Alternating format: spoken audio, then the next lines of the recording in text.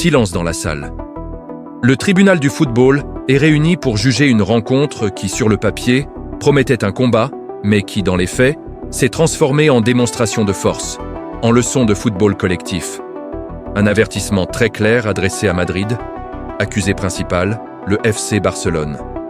Victime présumée, l'Athletic Bilbao. Le chef d'accusation est lourd. Domination totale, humiliation sportive, supériorité tactique manifeste. Le score est sans appel, 5-0. Mais vous le savez, le football ne se juge pas uniquement au tableau d'affichage. Ici, nous allons comprendre, décortiquer, mettre à nu ce match. Car ce soir-là, le Barça n'a pas seulement gagné, il a parlé au football. Rappelons les faits. Mercredi soir, en Arabie Saoudite, demi-finale de la Supercoupe d'Espagne. Un match sec. Pas de rattrapage, pas d'excuses. L'Athletic Bilbao arrive avec cette réputation de trouble faite, une équipe toujours difficile à jouer. Le FC Barcelone, lui, arrive avec une couronne à défendre et des doutes à dissiper. Dès les premières minutes, Bilbao montre de l'envie.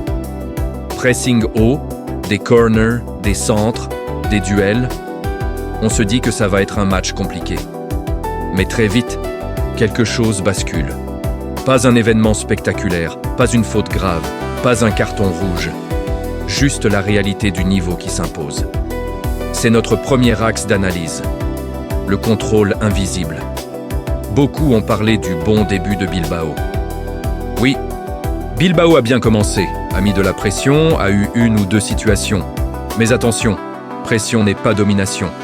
Le Barça a accepté de souffrir quelques minutes et c'est là que réside toute l'intelligence. Pourquoi ? Parce qu'ils savaient exactement ce qui allait suivre. C'est là que commence la vraie lecture du match. Contrairement à ce qu'on pourrait croire, Barcelone n'a pas subi, il a observé.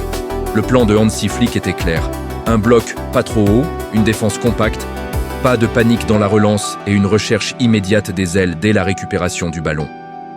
Le Barça a laissé Bilbao venir pour mieux l'aspirer, pour créer des espaces dans son dos. Une stratégie délibérée. Ce qui nous amène à notre deuxième axe, la supériorité tactique. Sur le papier, on voit un 4-3-3 classique. Mais sur le terrain, c'est beaucoup plus subtil, beaucoup plus fluide. Balde joue très haut sur son côté gauche, presque comme un ailier. Rafinha, à droite, rentre à l'intérieur ou reste sur la ligne selon les phases de jeu. Pedri est un électron libre entre les lignes, impossible à marquer. De Jong, en chef d'orchestre, dicte le tempo depuis une position plus basse, tandis que Fermin se projette en permanence vers l'avant. Le résultat ?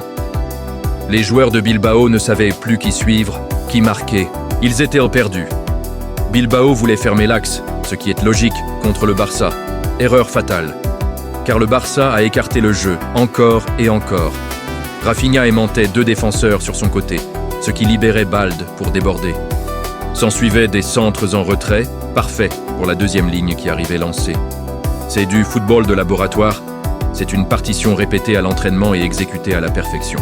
Dans ce plan parfait, il faut un homme pour exécuter la sentence. C'est notre troisième axe, Rafinha, l'exécuteur. Dans un tribunal, il y a toujours une figure centrale. Ce soir-là, c'était lui. Les faits bruts sont éloquents. 2 buts, 1 passe décisive. Des percussions constantes, des décisions justes, un sang-froid clinique. Mais les statistiques ne disent jamais toute l'histoire. Rafinha n'a pas juste été bon, il a été intelligent. Il a su attaquer quand il le fallait, temporiser quand le jeu le demandait, centrer au bon moment, frapper avec conviction. Aucun geste inutile, aucune précipitation.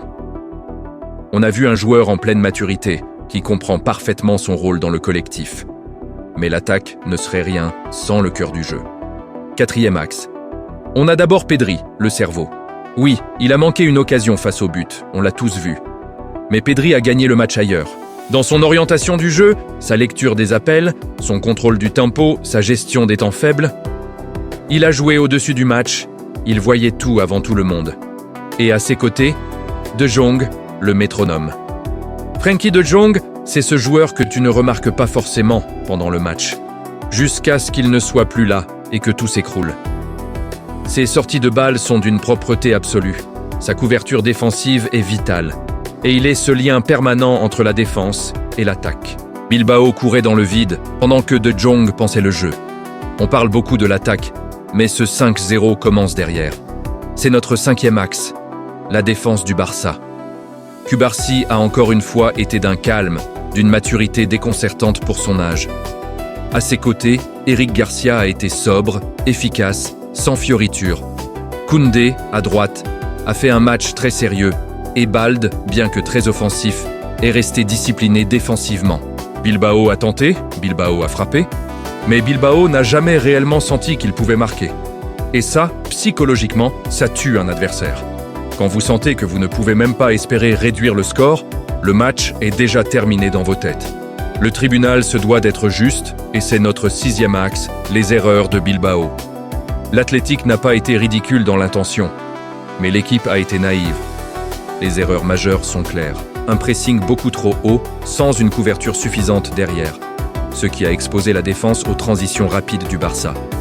Un manque d'ajustement tactique de la part de l'entraîneur, qui a vu son plan initial se faire dévorer sans réagir.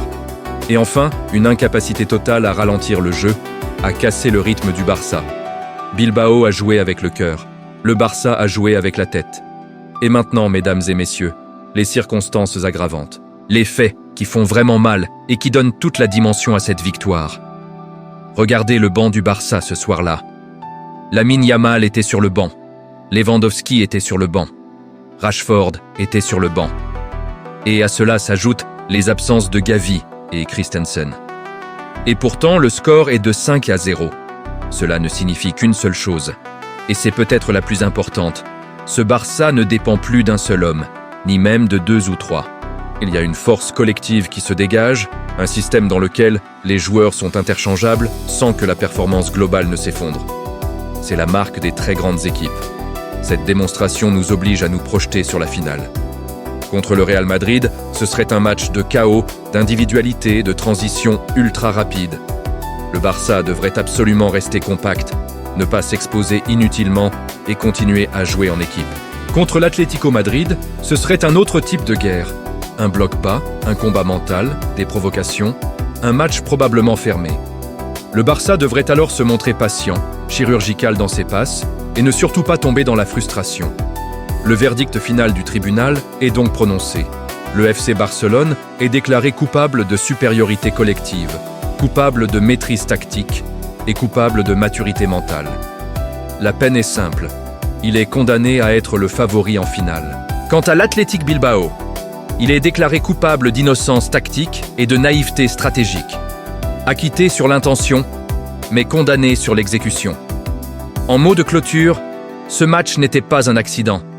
C'était un message clair et puissant, envoyé à toute l'Europe. Le Barça ne reconstruit plus, il domine à nouveau. Le tribunal du football lève l'audience.